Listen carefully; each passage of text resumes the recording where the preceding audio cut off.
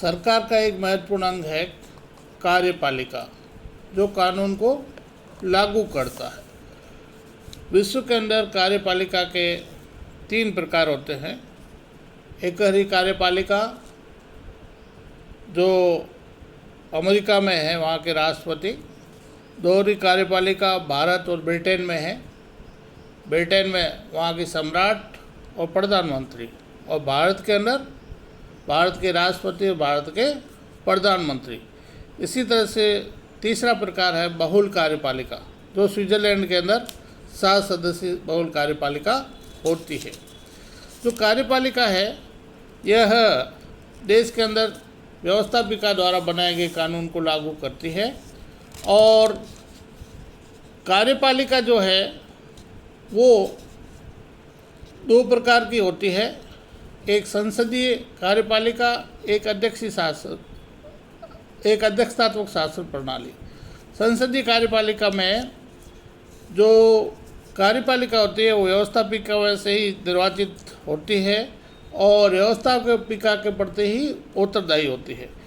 जबकि अध्यक्षीय शासन प्रणाली में कार्यपालिका न तो व्यवस्थापिका में से निर्वाचित होती है, न ही व्यवस्थापिका के प्रति उत्तरदायी होती है। अध्यक्षीय शासन प्रणाली में जो शासन का संचालन होता है वो शक्ति पृथक्करण से होता है, यानी सरकार के तीनों अंगों के बीच शक्तियों का विभाजन स्पष्ट रूप से होता है। जबकि संसदीय लोकतंत्र के अंदर सरकार के अंग आपस में मिलकर के करते हैं कार्य। जैसे व्यवस्थापिका का निर्माण, कार्यपालिका का निर्माण व्यवस्थापिका में से ही होता है, तो वो व्यवस्थापिका के प्रति उत्तरदायी होती है। जो कार्यपालिका है उसका कार्यकाल कितना हो, इसको लेकर के अलग अलग विद्वानों में अलग अलग राय है, लेकिन विश्व के अंदर कई देशों में अलग अलग कार्यकाल है। कई सामान्यतः 4 से 5 तक का कार्यकाल है, जबकि फ्रांस में यह कार्यकाल 7 वर्ष का है। भारत के अंदर 5 साल का कार्यकाल राष्ट्रपति का और 5 साल का प्रधानमंत्री का भी है। भारत के अंदर जो कार्यपालिका या ब्रिटेन के अंदर कार्यपालिका है, इसमें जो कार्यपालिका है उसके 2 रूप है। एक कहते हैं हम वास्तविक कार्यपालिका, एक नाम मात्र की। वास्तविक कार्यपालिका वो है जो वास्तव में शासन का संचालन करती है, उसको हम कहते हैं प्रधानमंत्री। और नाम मात्र की कार्यपालिका ब्रिटेन के अंदर सम्राट और भारत के अंदर राष्ट्रपति है। अब हम ये देखते हैं कि कार्यपालिका के जो प्रमुख कार्य क्या है, वो है सबसे पहला है कानून को लागू करना।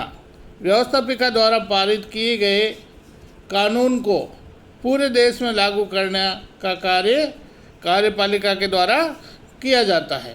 उसमें सबसे पहला कार्य आता है प्रशासनिक कार्य। इसके अंतर्गत केंद्र सरकार पूरे देश के अंदर देश के संविधान के अनुरूप और संसद के द्वारा पारित कानूनों के अनुरूप अपने शासन का संचालन करती है। दूसरा जो कार्य है वो देश का नेतृत्व।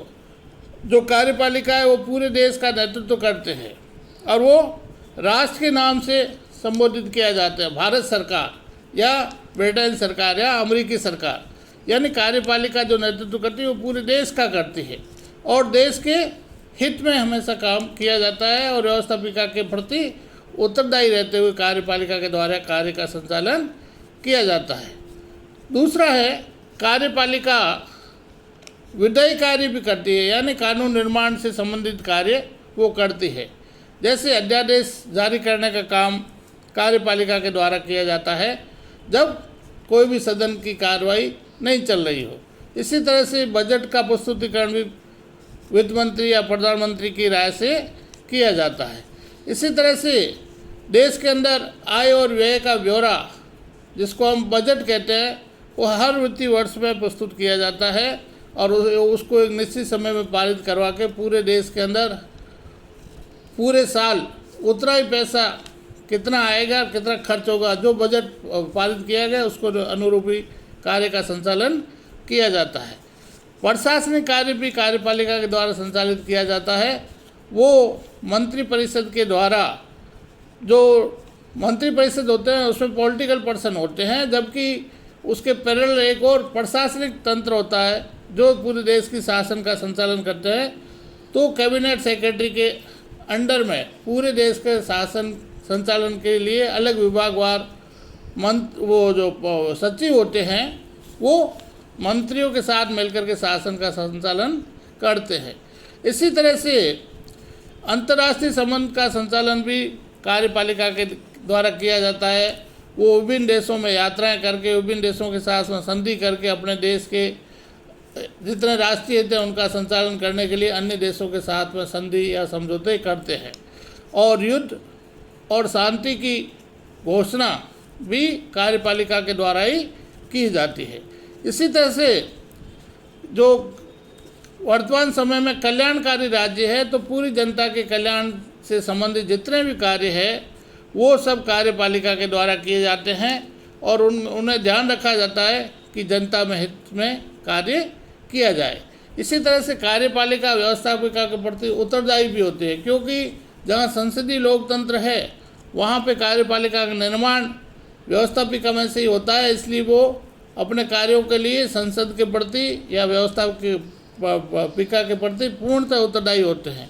अगर कार्यपालिका व्यवस्थापिका के प्रति उत्तरदायी नहीं है तो व्यवस्थापिका उनको निंदा प्रस्ताव के द्वारा, अविश्वास प्रस्ताव के द्वारा हटा भी सकती है। इस तरह से न्यायिक कार्य भी कार्यपालिका के द्वारा संपन्न किए जाते हैं और पूरे देश के शासन का संचालन करने का जो दायित्व है वो पूर्णतः कार्यपालिका के ऊपर निर्भर होता है।